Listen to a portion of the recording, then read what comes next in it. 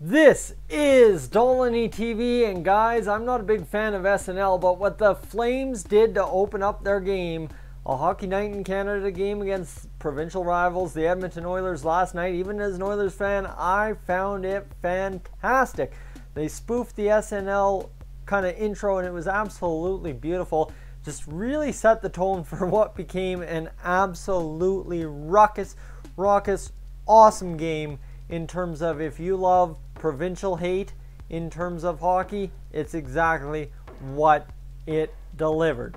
But there's a lot more to unpack than just a nice intro. Of course, there's a couple of interviews that went on Flames TV prior to the game in arena that kind of really, I mean, we set the tone for a ruckus start, but those interviews really came through and said, hey, this is what it's going to be, no joke about it. And that's exactly what we got. One man in particular that had an interview on the in-arena screens pregame was Derek Ryan. He pretty much said, yeah, it's going to be a fast, energy, emotion-filled game. He didn't lie. That's exactly what we got in terms of this game. So let me give you a second to go pull up your stat sheet right now as we'll go back to Saturday night, last night in Calgary, for the first Battle of Alberta for 2018. Let's see what's going on here. I thought I had it pulled up, but give me a second. Versus Flames. There is the stats sheet. So here's the thing that I want. I want the box score on this on NHL.com. What is going on? Where are we at? NHL schedule. There we go. Good to go. Perfect. Let's go check this out. So it was a big game against Calgary, and of course still a loss. That's the worst part, is it was a loss for the Oilers against the Calgary Flames. That was unfortunate to watch, but more importantly, there's a lot to unpack, right? That's what I'm saying. So Alex Chiasson, kind of the guy that started things off with the shorthanded marker.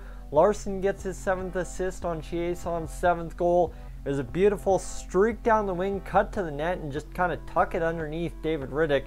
I thought things are looking very good for the Oilers. If A, they're getting a special teams goal that's a shorthander from a guy who was kind of actually bumped down to the third line to begin the game last night. And you know what? All of a sudden he's coming in, kind of answering the tone on the penalty kill, filling in for Tobias Reeder in that role, right? Tobias Reeder's supposed to be that guy. If anyone's going to score a shorthanded goal, it's going to be Tobias Reeder. Well, last night it was Alex Chiasson with Reeder out of the lineup, and if that's what we're going to see a lot more of, is Chiasson grabbing the puck, going down the wing, and just driving to the net, just trying to create calamity in front when it comes to getting the puck on net on a shorthanded chance. You know what? I'll take 3 or 4 goals out of Chiasson all year from him. That'd be perfect if he does that. So shots on goal. Let's go back and review this as an overarching context. Then I'll get back to you in just a second in terms of goal scoring. 37 shots for the Calgary Flames, 26 for the Oilers, 56-44 in favor of the Flames in the face-off dot. Flames were 1 for 6 on the power play. We were 1 for 3. Penalty minutes, 41 for us, 15 for the Flames, 21 hits for us as compared to the Flames with 18. 19 blocks. The Oilers blocked a lot of shots. So think about that. The Flames threw how many pucks that could potentially hit the net? 19 plus 37 is 56. That is crazy. That is absolutely insane. So that is not good. But here's the other problem. We didn't capitalize on our giveaways. We got 26 giveaways from the Flames, and we couldn't do much with them. You think 26 giveaways, only 26 shots? That's not very good. So go to look at the stats. The next goal scorer for the Oilers was Connor McDavid on a 2-on-1 rush. Defender tried to block it by diving across. You know, if he's got Draisaitl passing it to him, it's going to get through. And I could see as soon as Draisaitl picked up that puck and McDavid took half a step, all he did was plant his left foot, lift his right foot. I'm saying it's over. It's done. It's 2-0. It's 2-0. The Calgary fans next to me are kind of looking at me like, what? This guy's way overconfident. And then puck goes in the back of the net, and I just put my hand up like that, and I said, come on, bud. You got to know that's going to happen. Yeah, It's a no-brainer no matter who's defending and no matter who's the goaltender. It's going in the back of the net when it's Draisaitl and McDavid going down the wing like that. So, yeah, that was all right. Now, like I mentioned, I already mentioned Derek Ryan, and I meant to mention him because that's kind of also how the game played out, right? We saw Derek Ryan in the pregame on the in-arena stuff, given that interview. Well, guess what? It would serve right that he's the first Flames goal scorer of the night, coming in, scoring his second goal of the game, or second goal of the year, pardon me. And really, my problem with that goal is it just, again, defensive breakdown a little bit, and we got caught chasing. Mikko made the first save. Problem is, when you slide over that much to make the first save, he overcompensated a little bit. I'm not going to defend Mikko on that one 100%. I'd say it's probably 90% he was solid. It just couldn't push back the other way fast enough, and sure enough, Derek Ryan pots into the back of the net. That was finishing up the second period. We were up 2-1. Now, the problem is, the wheels fell off the train in the third period. And guys, you've heard me say it in reference in the Mikko Koskinen should be the starter video. Well, guess what? You know who should be something? Todd McLellan should be fired. I'm sorry. I texted a couple of people during the game last night, just kind of giving my thoughts from up above in press level section 1. And one thing that happened for like the 5th time this season, I have to say, is every single Edmonton Oiler was on one side of the goaltender. Guess what happens when that happens? Somebody from the Flames, when everybody's puck watching, when everyone's just defensively incompetent, somebody sneaks to the other side. Somebody snuck to the other side, fed it to the middle, we got puck chasing, and guess what? Sean Monahan tied the game at 2. I'm sorry, this continues to be a problem in Edmonton, and the people I was texting last night, they're like, well, you can't blame the coach, the boys don't want to listen. Guess what? If the boys don't want to listen, they're not listening to the coach, which means the coach isn't doing his job by coaching because they aren't listening, which means, in essence, if they're not listening or he's not coaching right, you gotta can him either way. I'm sorry, it might not be Todd's fault, but guess what? It's time to figure out what we're going to do. Joel Quenneville's out there standing there waiting for a contract. Maybe everybody that said it's time for him to come in, it is time for him to come in. Because if we're going to play like this against Pacific Division opponents, we are going to be in a world of hurt come March. You know what? I was pretty peeved off about losing the playoffs last year, but we had injuries. We had inconsistencies. Guess what? If this is the problem that's going to sink us all year, I am going to be mighty peeved, because this is an easy coaching fix.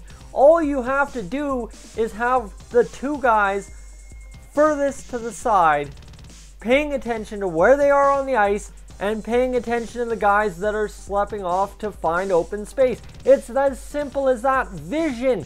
Use your vision. But that's what the Oilers aren't doing. They're just puck watching, getting crowded into one side of the ice, and then getting beat every single time. I'm sorry, it can't happen. And that's whether it be the coaching staff not getting the boys corrected on that after it's happened a couple times already, or whether it be the boys not listening and trying to play defense on their own. It doesn't frigging work. And you got to make a change at the coaching bench, because if they're not going to listen to the coach, then you got to bring in someone they're going to listen to. And if the coach is being lazy and not fixing a problem that needs fixing, then you got to can him, because that's his job to fix those problems. Either way, Sean Monahan gets his 10th goal of the season. My sister's happier than crap because that's her favorite Flames player of all time. Now, Elias Lindholm comes in, and second chance opportunity. I mean, Mikko Koskinen, you know what? That was a weak one. That was a very weak one, because it got through him. And you know what? It shouldn't have. It shouldn't have. So I will blame Mikko Koskinen on 1.5 goals this game. 1.5 out of 4. Okay? The Oilers scored 2. That's a victory. And yet somehow we lose 4-2 with Elias Lindholm scoring another empty netter and Travis Hamonic getting the assist on it after they won the face-off. So the top line for Calgary, hip hip hurrah, comes out, gets the parade done, and gets it closed in the third period. Absolutely abominable third period for the Oilers. It was ugly. Like they were just getting worked. And I mean, literally, as soon as Calgary made 2 passes in the zone, the building was going off and almost exploding because they knew they were going to keep zone time for 45 to a minute. And it just was mind-numbing to see the defensive incompetence of the Oilers. Yes, the Flames have a very good attack when they set up in the zone. I'm not going to deny that. I saw that with my own friggin' eyes. But the problem being is that if you're going to win games, you can't play 2 periods of hockey. And the wheels fell off. You know what? You can say what you want about the game-winning goal and the empty netter. That's fine. But the wheels fell off with the Monahan goal when everybody got puck watching. As soon as that happened, the Oilers were toast. That was game over. I knew sitting there watching that the game was over. Yet all the Oilers fans heckling, and man, it just was a friggin' disaster on ice in that third period. All right, do I have time? No, I don't. I'm already over my limit that I try to stay to, but I'm going to keep going because this is just Rant Central. I was there, I watched it live. The intensity between the Battle of Alberta, Zach Kassian, you know what? A couple of things on him.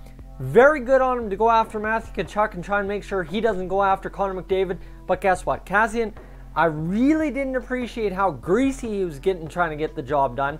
That sucker punch was a little bit, you know what? I didn't appreciate it. Being in their barn, you know what? That's not good. Because you want them to be the ones that are acting greasy when you come to their barn. That's just my take on it. Zach Kassian, I appreciate. Don't get me wrong, I absolutely appreciate everything he did last night for the Oilers, keeping that game at a high emotional level. Penalties, though, that's what hurt us, right? Zach Kassian, the 6 minutes for roughing, 3 double minors on 1 friggin' play, and a 10-minute misconduct. Just unreal. That's the kind of game it was. Darnell Nurse and Sam Bennett's fight, that should have been Fight of the Year worthy, but the refs stepped in.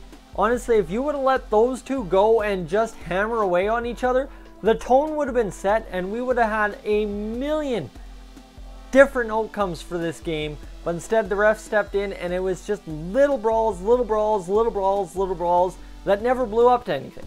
And I'm sorry, if you're going to make sure it doesn't get to that, the boys on the ice have to make sure it gets to that. Because, you know what, that's too much tit for tat and somebody's going to get hurt playing greasy, just taking shots at each other and then scrumming along on the ice like McDavid did with a couple guys, Backlund, and I think Tkachuk was in there. You know what, I can't afford as an Oilers fan or even as a McDavid fan to have McDavid scrumming on the ice at the bottom of the pile with Tkachuk and Backlund. I'm sorry, somebody's got to go out there and answer the tone with somebody and just friggin' settle it on the ice in 45 seconds or less and be done with it. And that's not what we got last night. I mean, I loved every second of what we got last night, but unfortunately, we had a chance to settle the tone and say what was going to happen, then maybe retribution in terms of Zach Kassian and somebody else scrapping later on in the game. That would have been fine. The way it went last night, the grease level, I did not appreciate that, but that is the Battle of Alberta. And that is what you're going to get sometimes when the guys don't want to, A, drop the gloves and settle it like men, and B, the refs don't want to let them settle it like men when the draw of the gloves happen. Guys, I'm Tyson. This is Dolynny TV. This has been my review of the Battle of Alberta. I will catch you guys for the next Oilers talk, as always, in the next one.